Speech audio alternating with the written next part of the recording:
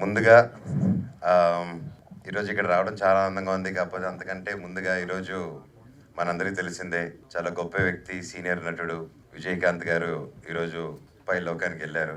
And ఆయన గొప్ప నటుడే కాదు, ఒక మంచి పొలిటికల్ ఐడియాలజీతో ఉన్న ఒక మనిషి, ఒక గొప్ప వ్యక్తి.